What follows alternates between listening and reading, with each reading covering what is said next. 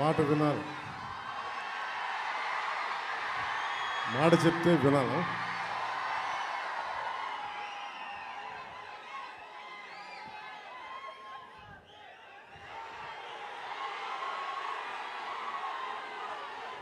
ఈ సభకి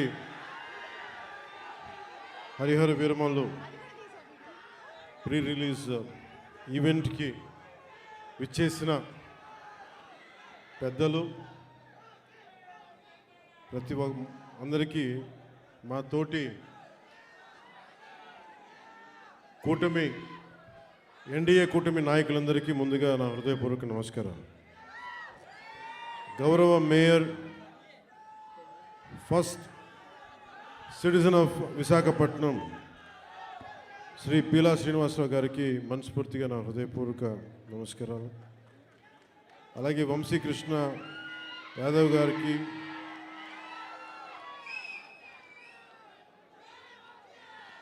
గానా వెంకటరెడ్డి నాయుడు గారికి, పంచకర్ల రమేష్ గారికి, పల్లా శ్రీనివాస్ గారికి, శ్రీ గంటా శ్రీనివాస్ గారికి, సీనియర్ నాయకులు, నాకు ఇష్టమైన మేధావి, సూక్ష్మంగా అన్ని అర్థం చేసుకోగలిగే సీనియర్ నాయకులు శ్రీ కొండతోల రామకృష్ణ గారికి,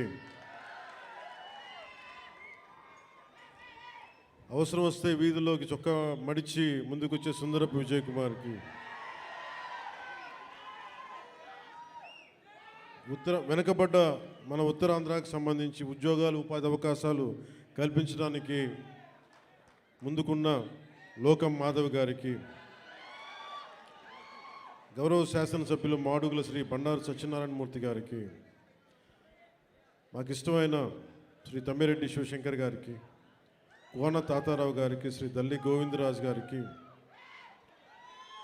ప్రతి ఒక్కరికి, నాయకులందరికీ, పేరు పేరున వీర మహిళలకి, ప్రతి ఒక్కరికి, కూటమి నాయకులందరికీ పేరు పేరున హృదయపూర్వక నమస్కారాలు. ఇక్కడికి విచ్చేసిన నా అభిమాన, నీకు నాకు 2 గుండెల దూరం, అలాంటి మీకు నా హృదయపూర్వక నమస్కారాలు. ఒక 1000 మంది వస్తే 10 మంది కూటమి చేరితే ఎలాంటి పరిస్థితులు ఉంటాయో అనే పరిస్థితుల్లో ఎంతో శ్రమ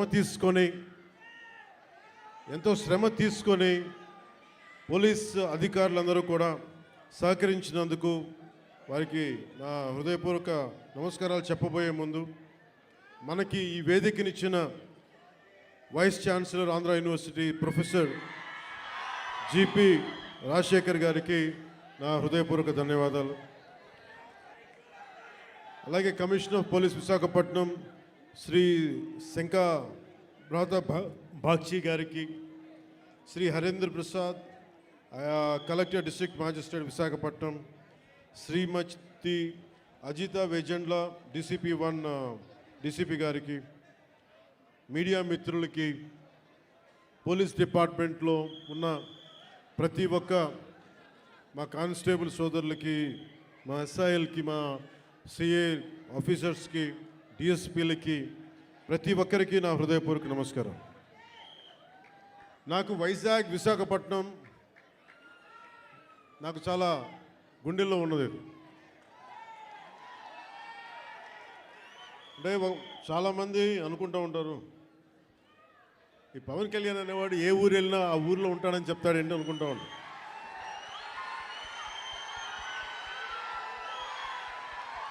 సత్యానంద్ గారు,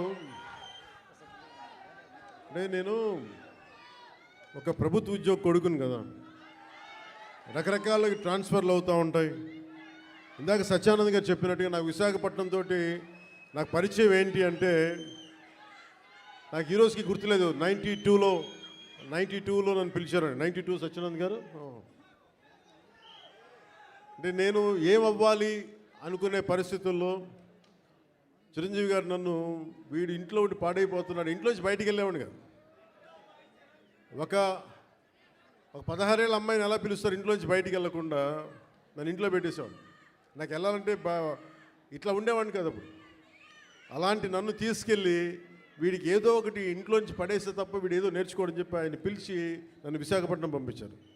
అలాగే విశాఖపట్నంతో నాకు పరిచయం. అలాగే మన ఉత్తరాంధ్ర ఆటపాట బై బై ఏ బంగారు బాయి చెరువు కాడ బోరింగు నభో నభో నబరిగజలు ఎత్తుగొలుసులు ముక్కు పొడకలు నడుము సన్న నాగరాలు ఎములరు గని బాగోతో అబో అబో అబో అబో బేడ పరక టిక్కటి. ఇవన్నీ ఎక్కడి నుంచి వచ్చినాయి నాకు అంటే, ఎదుగో ఆయన పుణ్యం. ఉత్తరాంధ్ర ఆట పాట నా గుండెల్లో నా అణువున నింపేశారు. అలాగే అంటే అలాంటి విశాఖపట్నం సినిమాలకే కాదు, ఇదే నోవాటెల్లో ఒక 2 సంవత్సరాల క్రితం నలిపేస్తే నువ్వు బయటికి రాకూడదు కారులో నుంచి కూడా అని అప్పుడున్న పోలీసు ఉన్నతాధికారులు నలిపేస్తే, నోవాటెల్లో ఉంటే భయభ్రాంతుల్ని చేస్తే, హోటల్ రూముల్ని బూట్లతోటి కొడితే, అరెస్ట్ చేయాలని ప్రయత్నం చేస్తే, విశాఖపట్నం మొత్తం వచ్చి మన నోవాటెల్ ముందుకు వచ్చింది. అంత బలమైన మెమరీ కూడా వచ్చింది, జ్ఞాపకం. అందుకే నాకు విశాఖపట్నం, నేను అందుకని ప్రత్యేకించి విశాఖపట్నంలో ఈ ఫంక్షన్ పెట్టాలని నిర్ణయించాను. అలాగే మాట వినాలాగండి. అలాగే మీకు తెలుసు, మనకి వకీల్ సాబ్ కానీ మిగతా ఏ హీరోస్ అయినా ఈరోజు ఉప ముఖ్యమంత్రిగా అంటే కూడా మీతోటి పవన్ కళ్యాణ్ అని మీకు ఇష్టమైన హీరోగానే మాట్లాడతాను ఈరోజు. అంటే అందరి హీరోల సినిమాలకి డబ్బులు 150 రూపాయలు 200 ఇస్తే, పవన్ కళ్యాణ్ స్పెషల్ ఏంటంటే 10 రూపాయలు 15 రూపాయలు టికెట్ గత ప్రభుత్వంలో. అలాంటి పరిస్థితుల్లో కూడా భీమ్లా నాయక్ని ఘన విజయం చేసిన మీ అందరికీ ఈ రోజున సభాముఖంగా మీ అందరికీ ధన్యవాదాలు తెలియజేస్తున్నాను. యావత్తు తెలుగు ప్రజానీకానికి, ఆంధ్ర ప్రజానీకానికి, రాష్ట్రానికి. ఇలాంటి పరిస్థితుల్లో గౌరవ ముఖ్యమంత్రి శ్రీ నారా చంద్రబాబు నాయుడు గారి నాయకత్వంలో కూటమి ప్రభుత్వం ఏర్పాటు చేసిన తర్వాత సినిమాటోగ్రఫీ శాఖ జనసేన తీసుకున్నప్పటికీ కూడా ఇది మన ఇబ్బందిగా, అంటే మనం తీసుకోకూడదు అని చెప్పేసి ప్రత్యేకించి నేను గౌరవ ముఖ్యమంత్రి గారి ఆఫీస్కి పంపించాను. ఈ సినిమా టికెట్ రేట్లు అందరికీ ఇచ్చినట్టుగానే ఇస్తే బాగుంటుంది, నిర్మాతలు నాకు చెప్పినప్పుడు నాకు సంబంధం లేదు, ఇది మీరు గౌరవ ముఖ్యమంత్రి శ్రీ చంద్రబాబు నాయుడు గారి టేబుల్ మీద పెట్టండి, ఆయన ఇస్తే తీసుకోండి, ఆయన ఎన్ని రూపాయలు ఇస్తే అని తీసుకోండి. అంతకుమించి ఉంటే మన యువ నాయకుడు, యువగళం ప్రతినిధి, 100 కిలోమీటర్లు ప్రయాణించిన నాయకుడు, తెలుగుదేశం యువ సారథి శ్రీ నారా లోకేష్ గారు ట్వీట్ చేసి పవనన్న సినిమాలు బాగుండాలి, ఘన విజయం సాధించాలి అని మనస్ఫూర్తిగా ట్వీట్ చేసినందుకు వారికి నా ప్రత్యేక ధన్యవాదాలు, కృతజ్ఞతలు తెలియజేసుకుంటున్నాను.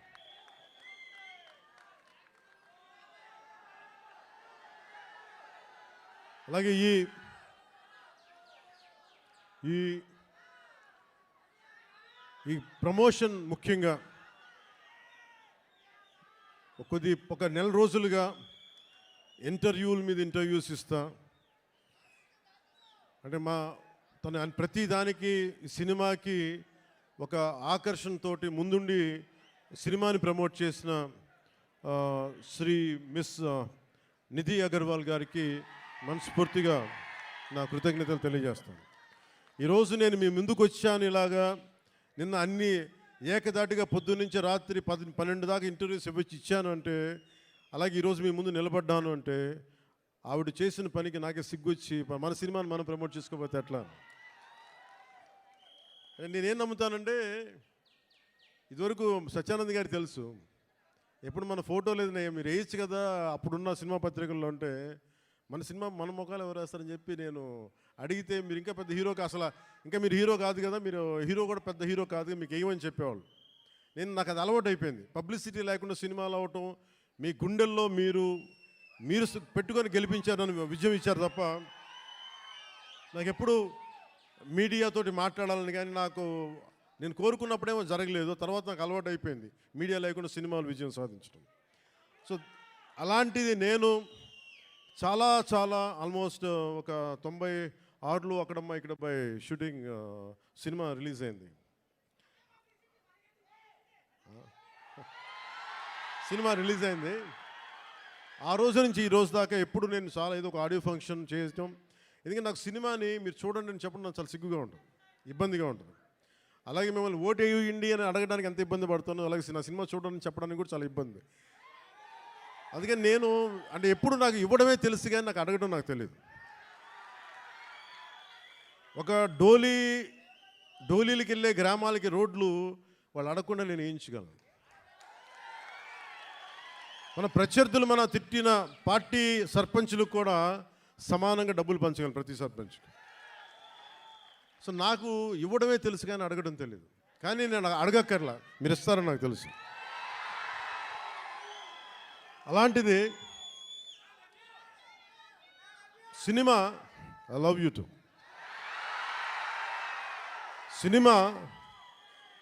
సినిమా ఎంత బలమైందంటే, అంటే నేను మీతోటి ఎందుకు పంచుకుంటున్నానంటే, ఇది సార్ మీరంతా కాళ్ళు నింపేసి కొంచెం ఎక్కువసేపు మాట్లాడతాను మా వాళ్ళతో. కొంచెం చైర్స్ వేయకూడదు, చైర్స్ వేయండి పాపం. ప్రతిసారి నేను మాట్లాడుతూ ఉంటే నలిగిపోతూ ఉంటే కొంచెం ప్రశాంతం కూర్చుంటాను. కొంచెం చైర్స్ ఉన్నాయా? కొంచెం చైర్స్ వేయించండి. నుంచోవాలా? కాదు, నేను కాదు, వాళ్ళు. అంటే నాకు విశాఖపట్నం సత్యానంద్ గారు నన్ను ఇక్కడికి తీసుకొచ్చినప్పుడు నాకు యాక్టింగ్ అంటే తెలియదు, యాక్టింగ్ ఓనామాలు తెలియదు. మీరు అలసిపోయిన తర్వాత మాట్లాడతాం, మీరు అరౌండ్ ఎంతసేపు అరుస్తాం. ఈ అరుపులు, ఈ ఉత్సాహం రేపు సినిమాలకు ఉంచుకోండి, మొత్తం అలసిపోతాం.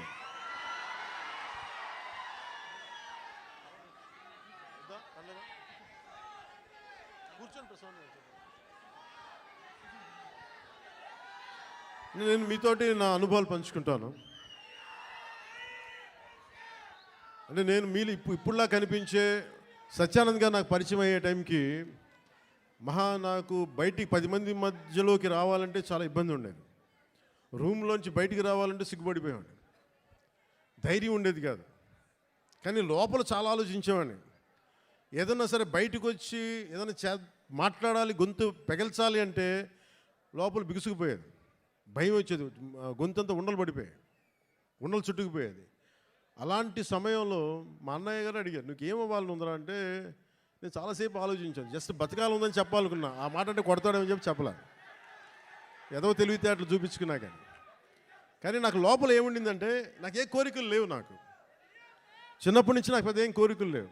ఏదో మామూలుగా బతకడం తప్ప ఒక హీరో అవ్వాలనో లేదంటే సాధించాలనో లేదు. కానీ చిన్నప్పటి నుంచి ఉన్న ఒక్క మూల లక్షణం ఏంటంటే, అన్యాయం జరిగితే ఎదురుదాడి చేయాలని ఉంటుంది. నాకే జరగక్కర్లే, అలాగే సహాయం చేయాలనిపిస్తుంది. ఈ 2 లక్షణాలు తప్ప సినిమాలు చేద్దామని కానీ డబ్బులు సంపాదించాలని కానీ నాకు ఆలోచన లేదు. అలాంటి నాకు చదివేవాడిని. అలాంటి నాకు వీని ఇలా వదిలేస్తే ఎటు కాకుండా పోతాడని మా అన్నయ్య గారికి భయం వేస్తుందేమో. ఒక రోజున సత్యానంద్ గారిని పిలిపించి, ఆయన మంచుపల్లికి సినిమాలో ఆయన ఒక అసిస్టెంట్ డైరెక్టర్, మీ కష్టాలు చెప్తాను. ఇప్పుడు దాకా తెలియదు కదా ఎవరికి, నేను ఆయన ఎలా ఇబ్బంది పెట్టేవాడిని. ఆయన వచ్చి కూర్చొని చాలా డైలాగులు చెప్పేవాళ్ళు. బాబు మీరు ఇలా చదవండి, ఇలా రాయండి అని చాలా పేపర్లు ఇచ్చేవాళ్ళు. నేను రూమ్లో తీసుకెళ్ళామండి. మనం ఒక పని చేద్దాం సార్, అలా బయటికి వెళ్దారండి అని చెప్పి, మా అన్నయ్య తిడతాడని చెప్పి బయటికి తీసుకెళ్ళి, సార్ రేపు చేద్దామండి, ఈరోజు కొంచెం అలవాటు చేసుకుందాం.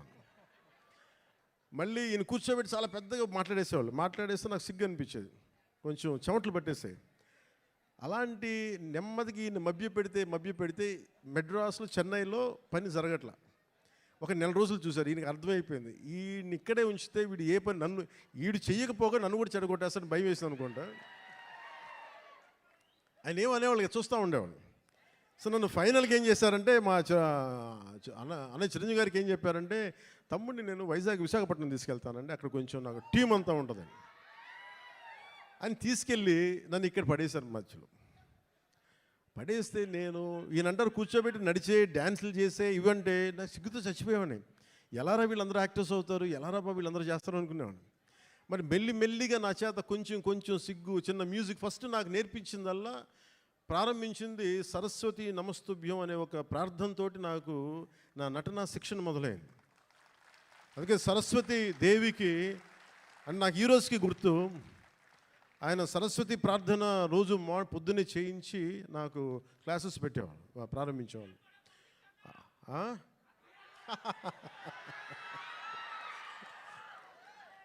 అలాగే ఆయన అలా స్టార్ట్ చేసి నాకు ముందు ఆటపాట చెప్పారు, మన ఉత్తరాంధ్ర ఆటపాట.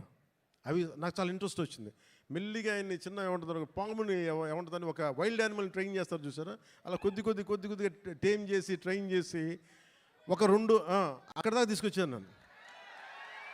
అంటే నోట్లో నుంచి ఒక వాక్యం, అమ్మ ఇట్రా నాన్న నేను బయటికి వెళ్తున్నాను చెప్పడానికి కూడా నేను తటపాయించే నా వ్యక్తిత్వానికి ఒక 1.5 hour ఒక స్ట్రీట్ ప్లే చేయించిన అంత బై ద ఎండ్ ఆఫ్ 2 నెలల్లో. సో నన్ను అంత ట్రైన్ చేసి నేను నేర్చుకున్నది ఏంటంటే, నటన నేర్చుకోలేదు ఈయన దగ్గర, ధైర్యాన్ని నేర్చుకున్నాను ఈయన దగ్గర. నేను నిర్భయంగా చెప్పడం ఏమవుతావు, మహా అయితే ఫెయిల్ అవుతావు, ఏమవుతుందని.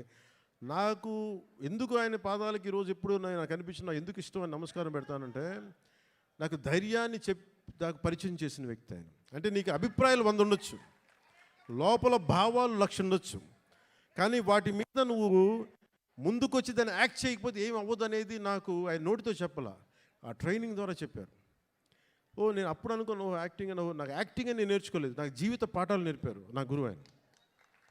సో చిరంజీవి గారికి నేను ఏం చెప్పానంటే, 1 సంవత్సరం తర్వాత, అన్నయ్య మీరు ఇప్పుడు సినిమా తీయకపోయినా పర్లేదు కానీ నాకు జీవితంలో బతికే శక్తిని ఇచ్చేవి ట్రైనింగ్ వల్ల. నేను ఏ కూలి పని చేసుకునే బతికేస్తాను తప్ప నాకు యాక్టరే అవ్వాలని లేదు, నాకు చాలా సంతోషం. ఆ తర్వాత ఇక్కడమ్మాయి నన్ను తీసుకొచ్చారు. అలాగే వైజాగ్లో తీసుకొచ్చారు, వైజాగ్ స్టీల్ ప్లాంట్లో ఇక్కడను చచ్చిపోయేవాడిని సిగ్గుతో. అప్పుడు మళ్ళీ ఒక 6 months మనకి 1 year గ్యాప్ రాగానే మళ్ళీ యాజ్ యూజువల్ మన యూజువల్ సిగ్గు మళ్ళీ ముడుచుకుపోయాను మళ్ళీ. అలాంటిది నన్ను గోకులం సీత చేశాను, తర్వాత సుస్వాగతం చేశాను. నాకు ప్రత్యేకించి విశాఖపట్నానికి ప్రత్యేక అనుభవం ఏంటంటే, నాకు భీమిలీలో మాకు తెలిసిన వాళ్ళకి ఒక గెస్ట్ హౌస్ ఉండేది, నన్ను అక్కడ ట్రైనింగ్ చేసేవారు వీళ్ళందరూ. సో నాకు అందుకు భీమిలీ కానీ మన ప్రాంతాలు కానీ మన సర్క్యూట్ గెస్ట్ హౌస్ మనం ప్రాక్టీస్ చేసేదాన్ని ఒక సంగం శరత్ ఓనర్స్ గెస్ట్ హౌస్ ఒకటి ఉండేది. అక్కడే మ్యాక్సిమం ట్రైనింగ్ క్లాసెస్ అని సాయంత్రాలు పూట, మార్నింగ్ ఏమో భీమిలీ, సాయంత్రాలు సంగం శరత్. ఇప్పుడు ఇవన్నీ చెప్పాను అనుకోండి, ఈ పవన్ కళ్యాణ్ ఏ ఊరు వెళ్ళినా కనిగిరి వెళ్తే కనిగిరిలో పెరిగానంటాడు, వైజాగ్ వస్తే వైజాగ్లో పెరిగానంటాడు. కానీ నేనేం చేస్తాను, అందుకే నా పేరు పవనం, నేను తిరుగుతూ ఉంటాను, వెళ్తూ ఉంటాను. మనం పవనాలు అయితే అవి కూపస్తా మండూకాలు ఇలాగే మాట్లాడతారు. బావిలో కప్పలు గిరిగిసుకొని కూర్చుంటే వాళ్ళకి అర్థం కావు, పవనం తాలూకు శక్తి వాటికి అర్థం కాదు. పవనం సర్వంతర్యామి. సో అలాంటి నన్ను ఈరోజు సినిమా మేకింగ్ మీద కానీ వీటన్నిటి మీద అవగాహన వచ్చింది అంటే, నాకు నా గురువు ఇచ్చిన నూరిపోసిన ధైర్యం. ముందుగా నాకు ఈరోజు మీ ముందు నిలబడగలుగుతున్నాను అంటే, నాకు మా అన్నయ్య చిరంజీవి గారు నన్ను ఇచ్చిన ఆయన నన్ను నమ్మారు, మా వదిన నన్ను నమ్మింది. సో వాళ్ళు ఈరోజు నేను మేము ఎందుకు వస్తున్నాను, ముఖ్యంగా వాళ్ళిద్దరికీ నేను మనం గెలిచిన తర్వాత కూడా ఎందుకు నా శిరస్సు తీసి వాళ్ళిద్దరి పాదాలకి పెట్టానంటే, మనకి గుండెలకి హత్తుకున్న వాళ్ళకి, మన బాగుని కోరుకునే వాళ్ళ పాదాలు కాక ఇంకెవరికి నమస్కరిస్తాం. మనకు కనిపించే దేవుళ్ళు వాళ్ళు, మనకు కనిపించే దేవుళ్ళు మా గురువే మనకి దైవం. సో ఇలాంటి సమయంలో నాకే అనిపించింది, మన ఏదో సినిమా, ప్రతి ఒక్క సినిమా కృష్ణవంశీ గారి సినిమాలు చెప్తూ ఉంటారు కదా, 30 years ఎక్స్పీరియన్స్ అండి ఇక్కడనే. ఇంకొక సంవత్సరం దాటితే మనం కూడా కొంచెం చెప్పచ్చు 30 years ఎక్స్పీరియన్స్ ఇక్కడ. నేనేం కోరుకుంటానంటే నేను రియల్ లైఫ్లో ఏం చేయగలనో దానికి దగ్గరికి ఎత్తుక్కుంటాను. అన్నీ చేయలేకపోవచ్చు కానీ కొంతవరకు మ్యాక్సిమం నేను నిజ జీవితంలో ఏం చేయగలిగానో అవి చేస్తాను. అలాగా ఈ సినిమాకి సంబంధించి బిగ్గెస్ట్ నాకు బ్లాక్ బస్టర్ ఇచ్చిన ఏఎం రత్నం గారు ఖుషి. చాలు ఒక్క నిమిషం మాట్లాడు ఒక్క నిమిషం మీరు ఒక నిమిషం. ఇది వేరే హీరో సినిమా కదా, అన్నీ మన సినిమాలే. అంటే ఒక తల్లికి బిడ్డలందరూ ఒకటే, అంతేగాని ఒక హీరోకి యాజ్ ఎ హీరోగా నాకు అన్ని సినిమాలు నాకు ఒకటే. ఇదేంటంటే నాకు ఒక బ్లాక్ బస్టర్ని ఇచ్చిన ఏఎం రత్నం గారికి నా మీద కోరికతోటి, ఆయన ఇష్టంతో, మిమ్మల్ని చూడి ఒక పెద్ద సినిమా తీయాలనే కోరికతోటి డైరెక్టర్ క్రిష్ గారు ఒక 2019 ఇప్పుడు 18 ఆ సమయంలో నాకు ఒక కథ చెప్పి, అది నేను 2019లో ఓడిపోయిన తర్వాత ఈ సినిమా ఒక్క నిమిషం ఇబ్బంది కొంచెం చాలు ప్లీజ్ సార్ అది వినాలి, మనవాడు చెప్తున్నాడు అది వినాలండి. అంటే ఇలాంటి సమయంలో నాకు ఒక కథ చెప్పి ఒక పీరియడ్ ఫిలిం అని చెప్పి చాలా ఇబ్బందులు పడ్డాం. అది 2 కరోనా సీజన్స్ వచ్చినాయి, 2 కరోనా వేవ్స్ వచ్చినాయి, నలిగిపోయాం. తర్వాత మీకు తెలుసు విశాఖపట్నం గొడవలు, తర్వాత గౌరవ ముఖ్యమంత్రి గారిని మనకి రాజమండ్రి ఎపిసోడ్ మీకు తెలుసు. వీటన్నిటి వల్ల సినిమా మూడోసారి మన రాజకీయ పరిస్థితుల్లో లేట్ అయింది. అందుకని ఈ సినిమాకి ప్రత్యేకించి వచ్చినప్పుడు నేను ఉప ముఖ్యమంత్రిగా బాధ్యతలు తీసుకున్న తర్వాత కూడా సడన్గా మన పార్టీ ఆఫీస్ కోతవేటు దూరంలో ఉన్న అక్కడ ఉన్న స్థానికంగా మనం మిడ్ వ్యాలీ మిడ్ వ్యాలీ స్థలాన్ని స్టూడియోగా మార్చుకొని నేను ఈ సినిమాని ఓజీని రెండింటిని కంప్లీట్ చేశాను. అంటే ఎక్కడా కూడా మనం తీసుకున్న శాఖలకి ఇబ్బంది లేకుండా, అది పంచాయతీరాజ్ శాఖ కావచ్చు, ఫారెస్ట్ డిపార్ట్మెంట్ కావచ్చు, ఎన్వైర్న్మెంట్ కావచ్చు, వీటన్నిటికీ ఇబ్బంది కలగకుండా ఈ సినిమాని ఫినిష్ చేశాం. మధ్యలో ఈ మూల కథని కానీ ఒక బలమైన శాతం, అంటే దాదాపు ఒక 30% 40%, దాదాపు 30% ఆ సినిమాని కృషి డైరెక్ట్ చేసినట్టున్నారు. ఆయన మొదలుపెట్టిన ఈ కథని చాలా మధ్యలో ఆయన కొన్ని వ్యక్తిగత కారణాలు కావచ్చు, మిగతా ఇతరత్ర కారణాల వల్ల ఆయన ప్రాజెక్ట్ నుంచి పక్కకి వెళ్ళిపోయినప్పటికీ కూడా ఆయన ఎప్పుడు ఈ ప్రాజెక్ట్ ముందుకెళ్ళాలని కోరుకున్న ఒక మంచి దర్శకులు ఆయన. కృషి గారికి మీ అందరూ మనస్ఫూర్తిగా ఈ రోజున మనం ఇక్కడ ఉన్నామంటే దీని మూల కారకుడు ఆయనకి మనస్ఫూర్తిగా మనం ధన్యవాదాలు తెలియజేయాలి. ఈ సినిమాని ఎవరితో ముందుకు వెళ్ళాలనుకున్నప్పుడు రత్నం గారు మన జ్యోతి గారిని తీసుకొచ్చారు. జ్యోతి కృష్ణ గారు వారి అబ్బాయి ఏఎం రత్నం గారి అబ్బాయి, లండన్ ఫిల్మ్ మేకింగ్ నేర్చుకొని వచ్చిన వ్యక్తి, డైరెక్టర్ కూడా ఆయన ఈ సినిమాని ఇంత తక్కువ కాలంలో ఎఫెక్టివ్గా చేయగలిగారంటే ఇది ఆయన సత్తా. తర్వాత కృష్ణ గారు రాసిన ఒరిజినల్ స్క్రీన్ ప్లేకి ఆయన మార్పులు చేర్పులు అన్నీ పట్టుకొచ్చి చాలా పగడ్బందీకి ఈ రోజున 2 గంటల 34 నిమిషాలు అనుకుంటాను, అపార్ట్ ఫ్రమ్ మిగతా అన్ని టైటిల్స్ పక్కన పెడితే చేయగలిగారంటే దానికి జ్యోతి కృష్ణ గారు తీసుకున్న విపరీతమైన శ్రమ. ఆయన మనస్ఫూర్తిగా నా ధన్యవాదాలు తెలుపుకున్నాను. ఎందుకంటే నేను మేము సినిమాలో ఏం చేసాము అని చెప్పడానికంటే కూడా రేపు పొద్దున మీరు చూసి ఇంకొక ప్రీమియర్ షోస్ కూడా పడిపోతాయి కాబట్టి మీరు చూసి మీరు నాకు తెలియజేయండి. ఎందుకంటే నాకు ఎప్పుడు కూడా మన సినిమా బ్లాక్ బస్టర్ అయిపోద్ది, మన సినిమాలు రికార్డులు బద్దలు కొట్టేస్తే, మన సినిమా ఆ సీన్ అద్భుతంగా ఉంటుంది, నాకు చెప్పడానికి ఏంటంటే కొంచెం ఇబ్బంది ఉంటుంది. ఎందుకంటే నేను ఏ సినిమాలు కూడా ఎంత రికార్డు చేస్తే నేను ఎప్పుడూ తెలియదు. నేను సరస్వతి దేవిని ప్రార్థిస్తాను, కృష్ణుడిని నమ్ముతాను. కర్మ చేయి, ఫలితం భగవంతుడికి వదిలేయాలి. అలాగే ఈరోజు మేము ఇంత చేసాం, ఇంత చేసాం, వదిలేస్తున్నాం. ఆ ఫలితం భగవంతుడు సత్ఫలితం ఇవ్వాలని మనస్ఫూర్తిగా నేను కోరుకుంటూ అంటే సినిమా మేకింగ్ సినిమా చాలా ప్యాషనేట్ నాకు. అలాగే నాకు ఈరోజు నేను ఒక టెరానికల్ అంటే ఒక నియంత్రణ పోకడలతో ఉన్న ఒక ప్రభుత్వాన్ని ఎదుర్కోగలిగామంటే ఆ శక్తి సంపద మీరిచ్చింది, నాకు సినిమానిచ్చింది. సో ముందుగా మీ అందరికీ నా ధన్యవాదాలు తెలుపుకుంటూ, అలాగే ఎగ్జిక్యూటివ్ ప్రొడ్యూసర్ దయాకర్ రావు గారికి, జ్యోతి కృష్ణ గారికి, మన డానిష్ గారికి, మీరు Jammu and hails from Jammu and Kashmir and right you're from Jammu and Kashmir, right from Kashmir, you're from Kashmir. ఆయన అంటే భారతదేశం అంటే నేను చెప్పానంటే ఎంత ఇంట్రెస్టింగ్ ఉంటుందంటే film making. Nidhi Agarwal is from northern part of the India. He is from Kashmir. మేమేమో ఇక్కడి నుంచి వస్తాం. అలా ఒక్కొక్క యాక్టర్ని తీసుకుని కొంతమంది విదేశాల నుంచి వచ్చారు. అంటే ఫిల్మ్ మేకింగ్, సినిమా అనేది దీనికి కులం లేదు, మతం ఉండదు, race, religion, region, linguistic barriers ఏముండవు. మేమందరం కూర్చొని దేనికి పనిచేస్తామంటే మీకు ఆనందం కలిగించాలి. ఒక బలమైన కథ చెప్పేటప్పుడు మీరు థియేటర్లో కూర్చొని ఇలా కొట్టి బాగుంది ఆహా అనిపించాలి. దానికోసం ఒక ప్రయత్నం చేస్తాం అందరం. నేనంటే కదా, ఏ హీరో అయినా సరే, ఏ ఫిల్మ్ మేకర్ అయినా సరే. ఇలాంటి మేమందరం కష్టపడుతున్నప్పుడు నాకు చాలాసార్లు అనిపించేది ఈ సినిమా సరిగ్గా రూపుదిద్దుకుంటుందా, ఎట్లా ఉందో ఇప్పుడు ఒక భయం ఉండేది నాకు. కానీ ఎప్పటికప్పుడు ఒక చిన్న ట్రైలర్ రిలీజ్ చేసి క్రిష్ గారు దాని మ్యూజిక్ నాకు ఎప్పుడు ఒక జీవాన్ని పోసేది. ఈ రోజున సినిమాని ఇంత బలంగా మనం ఒక బలమైన పాజిటివ్ నోట్ ఉంది అంటే ఈ సినిమాకి నాలాంటి హీరో కంటే వీళ్ళందరికంటే కూడా దీన్ని నమ్మిన వ్యక్తి academy Oscar winner Shri Keeravani గారు, ఎంఎం కీరవాణి గారు. అంటే ఆయన కనుక సినిమాకి డైరెక్షన్ లేకపోతే ఈ సినిమా ఇంత అద్భుతంగా వస్తా నాకైతే సందేహం. ఆయన లేకపోతే, కీరవాణి గారు లేకపోతే హరిహర వీరమల్లు అనే సినిమా లేదు. మేము ఎంత గొప్ప కథ చేసినప్పటికీ, మేము ఎంత బాగా నేను యాక్ట్ చేసినప్పటికీ దాన్ని, ఆ ఎమోషన్స్ని సరిసమానంగా దాన్ని ముందుకు తీసుకెళ్ళగలిగే నేపథ్య సంగీతం కానీ, సాంగ్స్ కానీ లేకపోతే అది దానికి ఆ శక్తి సరిపోదు.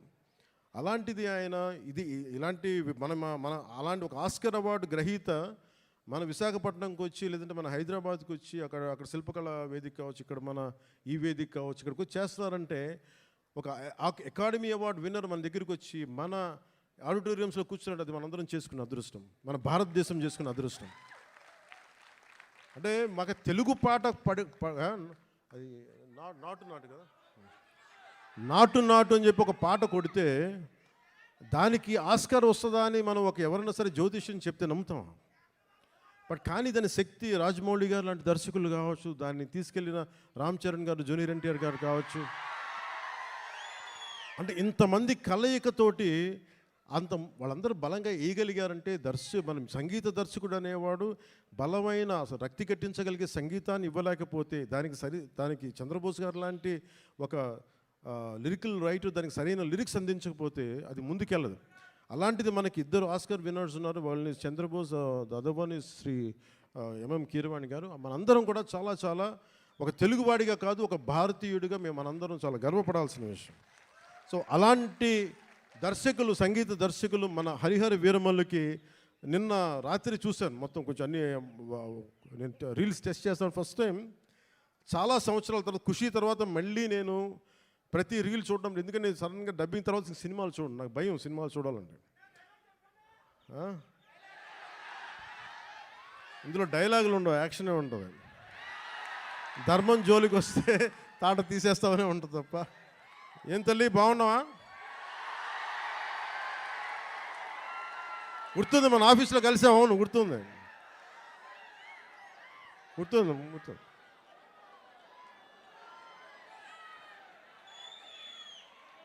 మాట్లాడదాం. ఈతమాను ఇల్లు కాదు, తాటిమాను తావు కాదు, తగిలినోడు మొగుడు కాదు, తగరము బంగారు కాదు. అంటే ఇది మన ఉత్తరాంధ్రాదికి చాలా దగ్గరగా ఉంటుంది. అందుకే నా చేత పాడించారు అనుకుంటా బహుశా కీరవాణి గారు.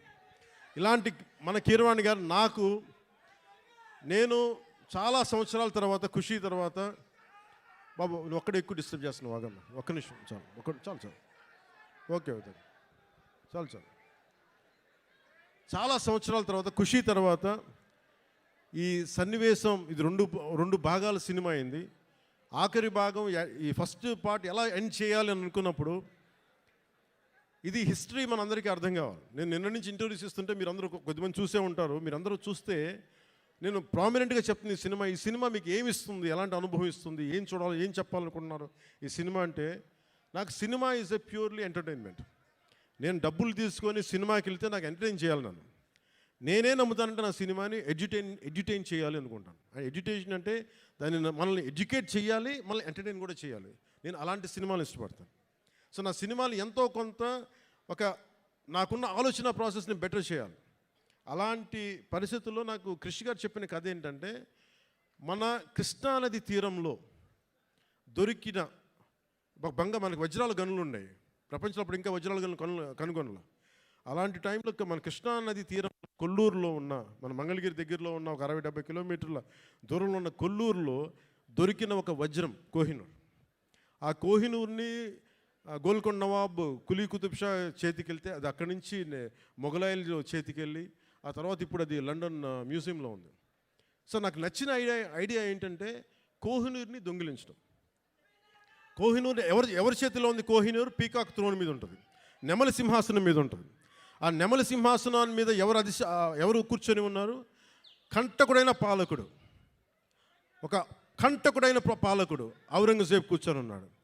అలాంటి ప్రజాకంటకుడు దుర్మార్గుడు అయిన ఔరంగజేబ్ కూర్చున్న నెమలి సింహాసనం పైన ఉన్న ఆ కోహినూర్ వజ్రాన్ని దొంగిలించాలి, అది తిరిగి వెనక్కి తీసుకురావాలి అని కులీ కుతుబ్ షా ఆదేశించినప్పుడు ఈ సినిమా పరిస్థితుల్లో హరిహర వీరమల్లకి ఒక కల్పిత పాత్రకి ఇక్కడి నుంచి మొదలు పెడతాడు. ఇది ఇక్కడి నుంచి హైదరాబాద్ గోల్కొండకు పోతుంది, చార్మినార్లో కొన్ని సంఘటనలు జరుగుతాయి, అది అక్కడి నుంచి ఢిల్లీ దాకా పోతుంది. ఢిల్లీ ఈ మొదటి భాగం ఎక్కడ ఆగుతుందంటే ఢిల్లీ కోటకి, ఎర్రకోటకి వెళ్ళబోయే ముందు ఎట్లాగైతేనూ చివరి దాకా వెళ్ళాడు, ఎక్కడ అతను ఔరంగజేబ్ కలుసుకున్నారా లేదా అనేది, ఎలా ఎదుర్కొన్నారు, తర్వాత ఏం జరిగింది అనేది సెకండ్ పార్ట్. సో ఈ సినిమా ఏం చేయగలదు మనం అనుకుంటే, నేను ఎప్పుడు కూడా చాలామంది సనాతన ధర్మం అంటే, సనాతన ధర్మం అంటే ఇది నాట్ అగేన్స్ట్ ఎనీ రిలీజన్. సనాతన Dharma is not against Christianity. సనాతన Dharma is not against Islam. Sanatana Dharma is something which unites us all. అందరిని కలుపుకు తీసుకెళ్ళాను. కానీ అలాంటి సనాతన ధర్మం అంటే మీరు చెప్పండి,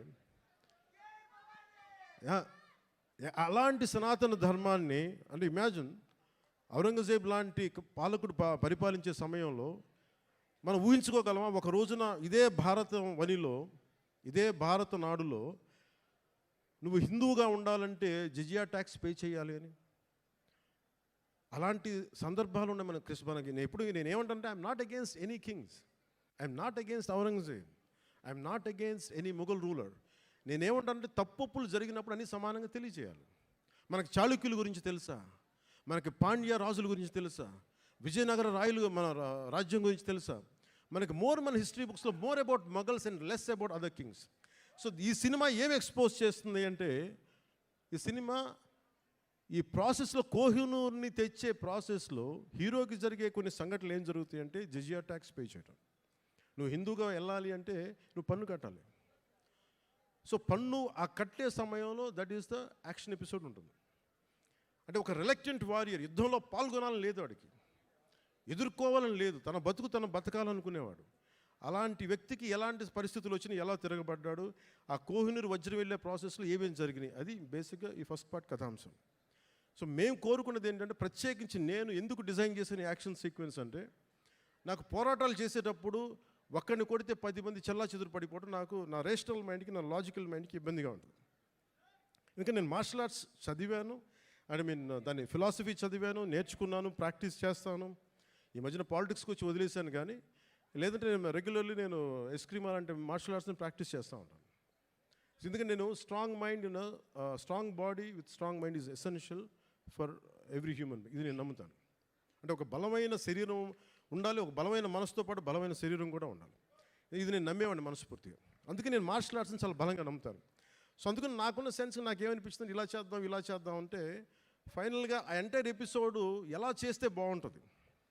నా కళ్ళ ముందు నేను హిందూగా జిజియా ట్యాక్స్ పే చేయాలి అంటే ఏమేం జరుగుతాయి సంఘటనలు అని చెప్పి నేను ఆ సమయానికి ఆ టైమ్స్కి వెళ్ళి ఏమేం జరిగితే ఎలా జరుగుద్ది ఈ ఊహించుకునే ప్రాసెస్. అందుకే నా లాస్ట్ 18-20 మినిట్స్ నేను కన్సీవ్ చేయాల్సి వచ్చింది. అది అవసరార్థం, అది నాకు ప్రూవ్ చేసుకోవాలని కాదు, కానీ ఇలా చేస్తే బాగుంటుంది, అలా చేస్తే బాగుంటుంది అని చెప్పి మొత్తం ఆ సీన్ కన్సీవ్ చేసి తిరిగి ఎగ్జిక్యూట్ చేసే టైంలో నేను నేర్చుకున్నాను కాబట్టి మార్షల్ ఆర్ట్స్. వీటిని అంటే నేను చెప్పేది ఇది ఎక్స్ట్రాడినరీ మార్షల్ ఆర్ట్స్ అని కాదు, కానీ చాలా రియలిస్టిక్గా ఎంత చేయగలమో అంత ప్రయత్నం చేశాం. దానికి కీరవాణి గారు అందించిన మ్యూజిక్ నాకు నిజంగా నిన్న రోమాలు నిక్కుపొడుచు అంత అద్భుతంగా అందించారు. సో ఈ సినిమా మీకు ఇంకో 9:30కి మీకు ప్రీమియర్ షోస్ పడబోతున్నాయి యూఎస్లోను ఇక్కడ. మీకు అందుకే మీ సమయాన్ని ఎక్కువ వేస్ట్ చేయను. 7:15 అయిపోతుంది కాబట్టి బాగుంటుందని మీ అందరికీ తెలియజేసుకుంటూ, నాకు ఈ అవకాశాన్ని ఇచ్చిన మీ అందరికీ, ప్రతి ఒక్కరికి పేరు పేరున ధన్యవాదాలు తెలుపుకుంటూ, నాకు కోరిక ఉంది, ఈ సినిమా అన్న ఎంతసేపు ఒక మంచి హిట్ ఇవ్వనా అంటే నేను భగవంతుని కోరుకున్నా ఒక గబ్బర్ సింగ్ లాంటి హిట్ మా అభిమానుల కోసం ఇవ్వమని. అలాగే ఈ రోజున నాకు నటనలో ఓనామాలు దిద్దుకున్న నా విశాఖపట్నం నేల నుంచి నేను భగవంతుని సరస్వతి దేవిని కోరుకుంటా ఉన్నాను. మీ అందరూ ఆనందించే ఘన విజయాన్ని ఇమ్మని నేను నాకు ఆ సరస్వతి మాతని కోరుకుంటూ సెలవు తీసుకున్నాను. జై భారత్, జై Hind.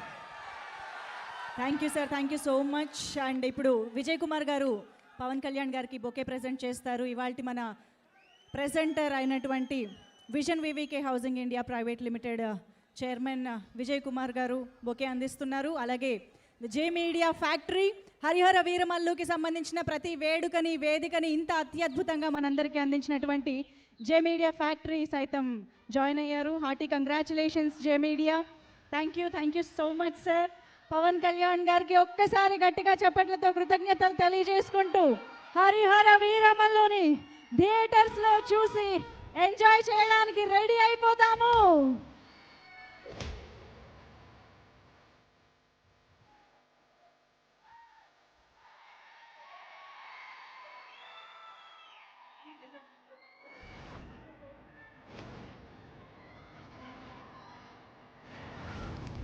Thank you so much Visakhapatnam.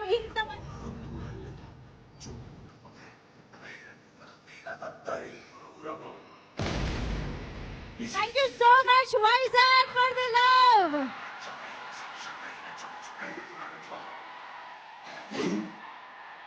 ధర్మాన్ని రక్షించే హరిహర వీరమల్లుని